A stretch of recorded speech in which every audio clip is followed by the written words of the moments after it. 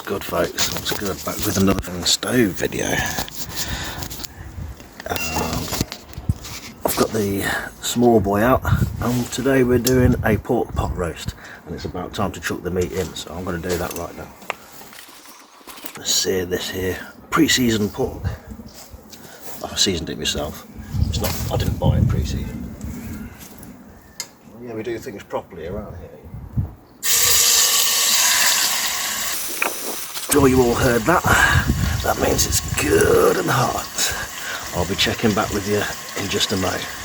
There we go. I've just tucked a little bit more wood in it to keep it going, and I'm going to keep the door open a little bit, keep that wood nice and hot. I'm going to get some searing on this joint here before we start making our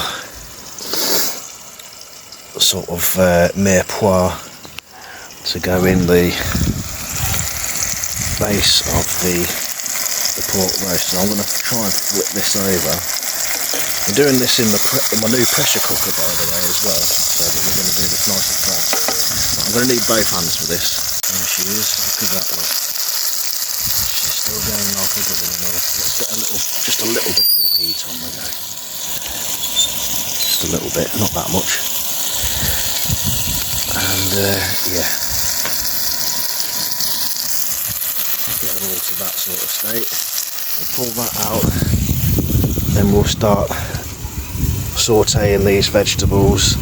Once they've had about 5 minutes, we'll pull them out, and then we'll start making the sauce and gravy to go on top, and it'll all go back in there for about an hour. So that's the method anyway.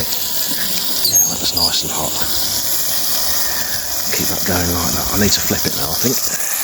Look at that, look, seared beautifully on the bottom there. Just doing the sides. I'm going to do the sides. It's very nice and hot. So, but that's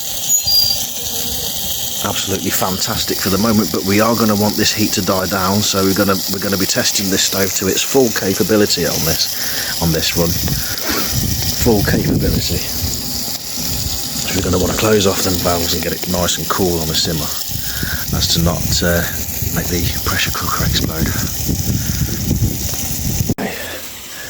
We've just about perfectly seared the pork joint. Now we're just frying the vegetables a little, just to sort of caramelise them a little bit.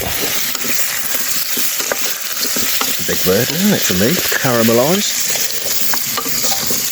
That is what we're essentially trying to do here. We're not cooking them fully, but we're going to do everything in one pot. And we're going to be a bit clever about it here. We'll do everything in one pot. Most of these have had about 5 or 10 minutes. Maybe not even that. No, not even that. Just a couple more minutes on those. I'll take them out, and then we'll start making the sauce, and then we'll chuck everything back in together, and that'll simmer for an hour. That's the veggies. On to the next step. Onions and garlic, which you're going to just caramelise down a little. And don't worry about all them burny bits, that's all going to add flavour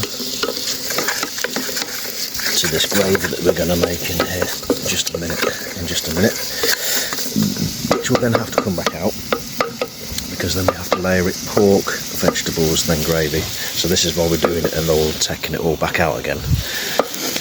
But yeah, it'll work out, you'll see. Oh, that's cider, by the way. We can use either cider or apple juice. We've got a bit of thyme and stuff going on here, some chicken stock cube, a bit of Worcester sauce, and some sweet and sour sauce there as well to make the sauce up. But you'll see how that goes in a minute. Oh yeah, and a bit of flour to thicken it, obviously, and make it like a gravy. Yeah, it's all working out. It's all working out. So far, so good. I might run out of wood in a bit. I might not. Fingers crossed I don't have to cut too much more.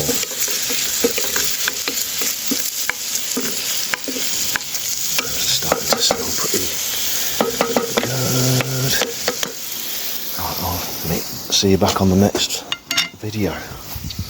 Now that's the onions nice and softened down and caramelised. Don't worry about any bugs or grass or anything that get in there either. That's all going to add to the flavour, and it's all extra protein. So this, we're going to add some flour.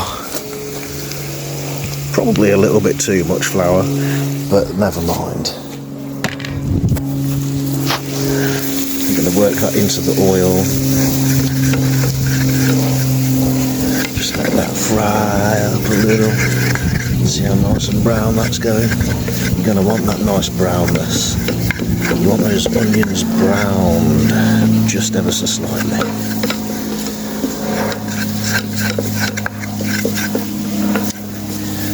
Soaks up all of that oil and the flour.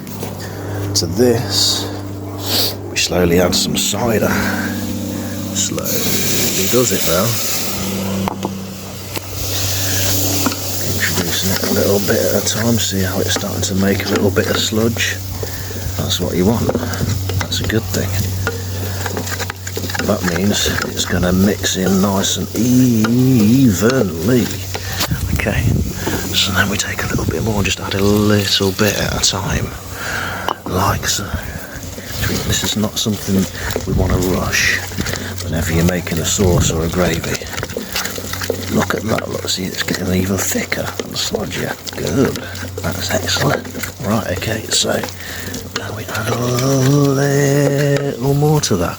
And we'll add the flavours and everything later. Let's just concentrate on this right now. So just little bits at a time. Then you don't get lumpiness, you see. You don't get the lumpiness. Look how smooth that is. Yeah. Look how smooth that is. Just a little bit at a time. You can even add a little bit of grass at a time and just one or two little earwigs and things just for a little extra flavour.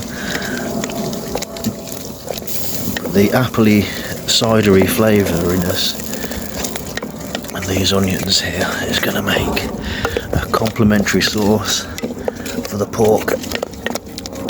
And Richard, look how smooth that is, just because you added it just a little bit at a time and had that little bit of patience. So you see, patience is a virtue after all. Okay, I'm gonna end this video. It's getting long. Okay, that's your sauce. We added the we've got all the cider in there. We've got obviously all the onions and garlic. We added a bit of Worcester sauce in there and the sweet and sour Chinese sauce. Look at that redness there, because we want all of that in there. You know, we don't. The recipe does actually call for it. We've got some chicken stock cube in there as well, a bit of salt and pepper, and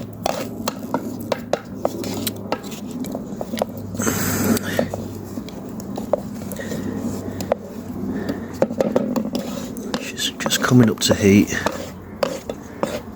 There's a few bubbles starting to pop along the top there. There we go, just at the bottom there, it's just starting to bubble up a bit. So that's good, it's coming to the right temperature now. We'll soon take this off in a minute, and then we'll get cooking all of it. Oh yeah. There we go, I think that's all we want. It's smelling absolutely delicious, and I've just put a little bit more wood on there, just and I've opened it up just to get the heat back up again, because you gotta manage these things two ways. You see, you got to manage the fire and you got to manage what you're doing in the pot. So I'm going to pull this off, and then I'm going to, whilst the heat builds up, I'm going to get the rest of it in, and hopefully we're going to start pressurising this little pot here. And I'll see you in a few. This is how we do. We put the meat in, perhaps a little sauce at the bottom won't hurt, which is what I did. And then you put the veggies on. Ooh, spilling the sauce. And then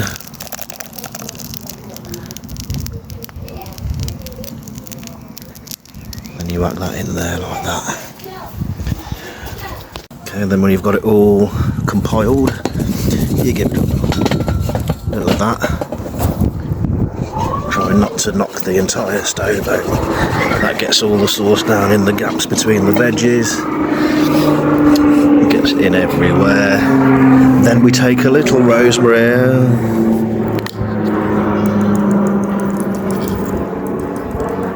probably too much red.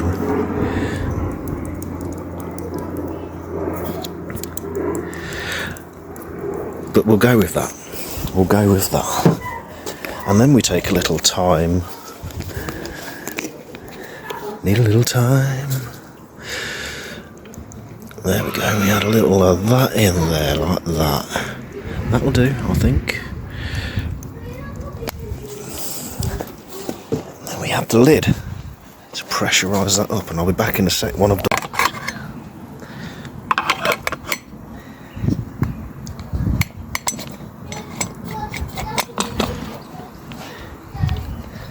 That's the lid locked on. I'm going to want to bring this up to a boil and let it simmer down, so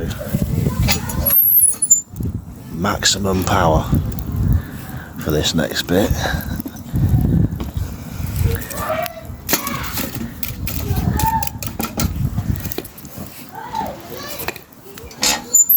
Let's just do that. Hopefully she'll start steaming soon out of that little nozzle there. I'm going to put the little safety device on, and that hopefully give us an indicator on how hot she's getting, how I need to alter the stove accordingly. But yeah, we're cooking a whole damn pot roast on this baby. Well folks, she's steaming. Took her a little while to get there, but she's there. I don't know if that counts as quite up to pressure, so, but I'm going to put that on anyway. And give her an hour. Fingers crossed. We've got a, if I can keep her going for an hour, we've got a pot roast at the end of it.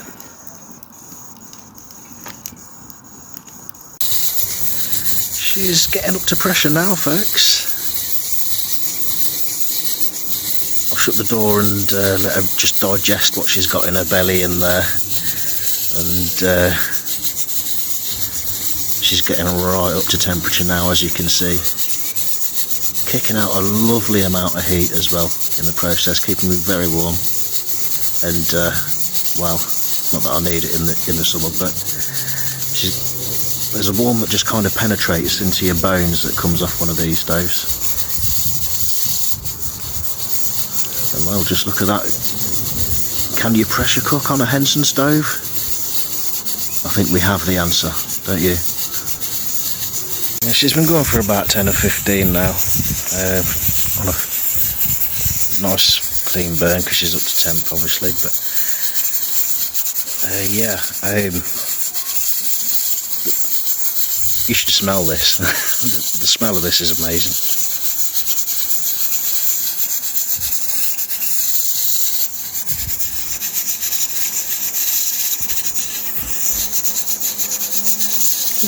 Little poofs of smoke here and there. Little bit of grey smoke. Not much. Real clean burning. She's still got the side valves open because I still want it to be fairly high temperature. And this is about the temperature you want, you see now.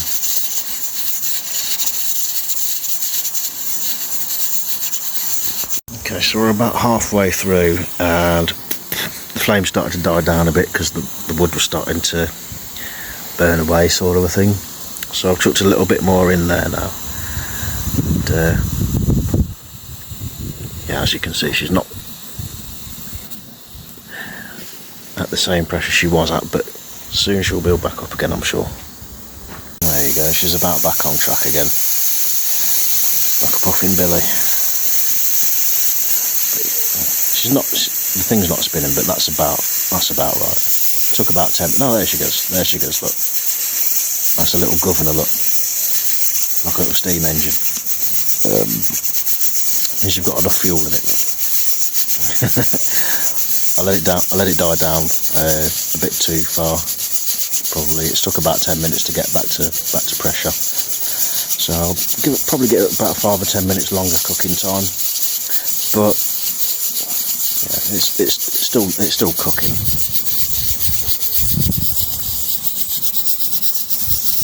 Very efficient burning little stoves these. Burn around about 6 or 7 times as efficiently as an open fire. Which is why I forgot to put more wood on it and actually keep it hot, because it was burning away just so nicely, and yeah, so clean. Beautiful process cooking outside on one of these. Really enjoyable.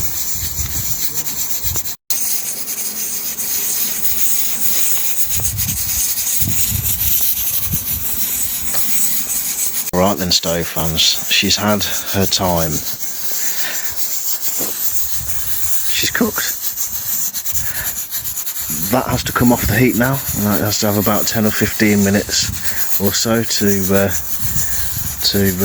depressurise slowly. So I'm going to do that now and take it off the heat. The stove is still burning away nicely, but that is the last of the wood. I did have to cut a little bit more, but I've used it all up now. But I didn't judge it too badly at all. She's literally just running out, starting to. Well, there you go. You see, she's slowing down now. You see, so I've timed that pretty much bang on. So yeah, let's take her off the heat now and let her cool down, and then we'll get to eating soon. And there she is, folks. She's going to have about 10 or 15 minutes just to cool down now. She's off the heat. She's not exploded.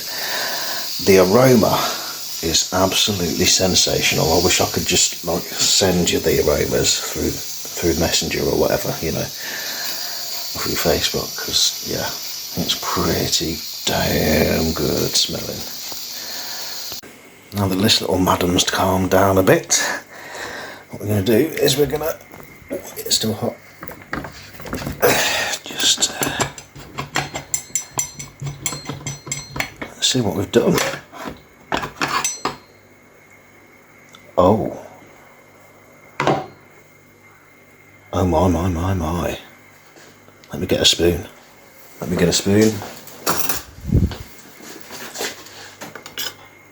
Oh, hello. Oh, she's flaking. She's flaking a little bit there. That's just. Oh, she's stuck a little bit to the bottom like that. That sauce looks good, and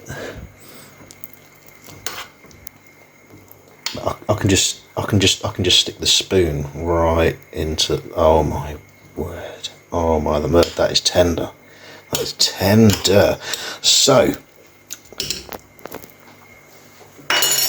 you can cook for an entire family on a Smallboy, the smallest of the Henson stoves. This took an hour. Throw your slow cookers in the bin.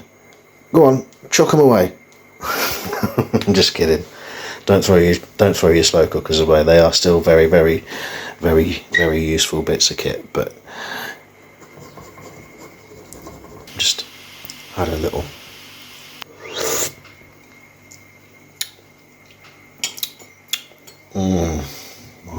My God. How does it taste tomatoey? I didn't even put any tomatoes in there. That's, oh.